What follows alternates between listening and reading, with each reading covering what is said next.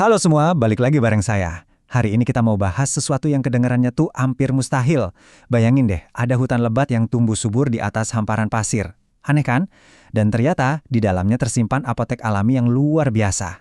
Jadi pertanyaannya simpel aja, beneran bisa gitu, hutan tumbuh di atas pasir? Kalau dipikir-pikir pakai logika, jawabannya kayaknya nggak mungkin ya kan? Tapi alam tuh selalu punya kejutan. Yuk kita bedah bareng-bareng misteri ini. Nah, jawaban dari misteri kita tadi itu ada di sini, di hutan Kerangas, yang bisa kita temuin misalnya di Pulau Belitung dan Bangka. Ini adalah ekosistem yang super ekstrim, yang seolah-olah nulis ulang semua aturan tentang di mana kehidupan bisa tumbuh. Jadi, hutan Kerangas itu apa sih sebenarnya? Gampangnya gini, ini tuh hutan yang super tangguh. Dia berevolusi bukan cuma buat bertahan hidup, tapi buat tumbuh subur di tanah yang kondisinya parah banget. Asam, miskin nutrisi, dan isinya pasir kuarsa. Udah kayak taman ajaib di tengah gurun. Coba deh kalian lihat perbedaannya yang kontras banget nih. Di satu sisi, ada tanah hutan biasa yang subur, penuh kehidupan.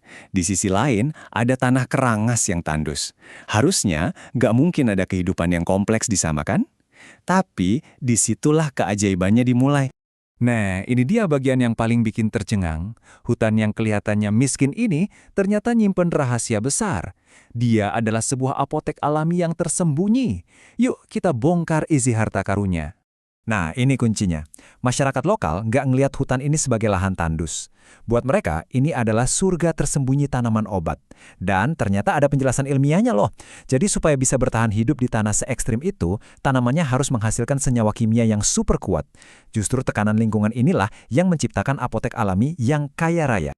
Oke, kita mulai penjelajahan kita dari tanaman yang mungkin udah nggak asing lagi buat kalian. Si ikonik kantong semar.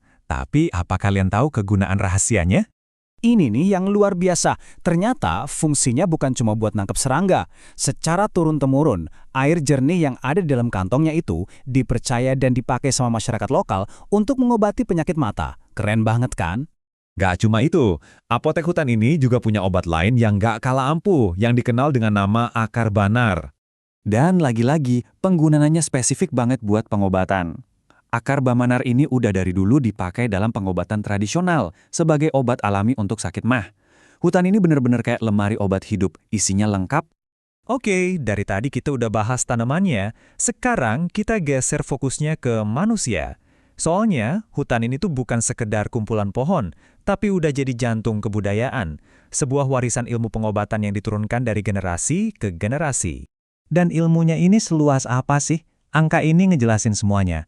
Di satu desa aja, yaitu Desa Kulubi di Belitung, ada hampir 100 jenis tanaman dari hutan ini yang dimanfaatkan sebagai obat. Bayangin, 100. Ini bukan cuma 1-2 tanaman, ini udah kayak ensiklopedia pengobatan hidup. Nah, tabel ini nunjukin beberapa contohnya dengan jelas. Ada jemang buat ngobatin luka luar, kayak lecet atau luka bakar. Terus ada kelumpang dan gelam buat nurunin demam dan ngelawan masuk angin. Ini itu beneran sistem kesehatan yang komprehensif. Semuanya diambil langsung dari hutan. Dan nilainya nggak berhenti di kesehatan aja loh. Ada rantai ekonomi yang berjalan di sini. Pengetahuan yang diwariskan dari nenek ke cucu ini nggak cuma menyembuhkan, tapi juga jadi sumber penghidupan. Lewat penjualan tanaman kering atau simplicia yang jadi bahan dasar jamu dan obat herbal. Nah, setelah kita paham betapa berharganya hutan ini, baik dari sisi alam maupun budaya, kita harus menghadapi kenyataan yang pahit. Surga yang satu ini sedang dalam bahaya besar. Seperti yang bisa kita lihat, surga ini lagi dikepung dari berbagai sisi. Ada perluasan perkebunan, ada pembangunan infrastruktur, dan juga penambangan pasir kuarsa.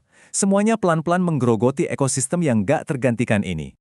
Dan disinilah letak ironi yang paling tragis. Pasir kuarsa yang menciptakan kondisi super ekstrim yang memaksa tanaman-tanaman ini jadi begitu kuat, justru jadi komoditas yang dicari para penambang.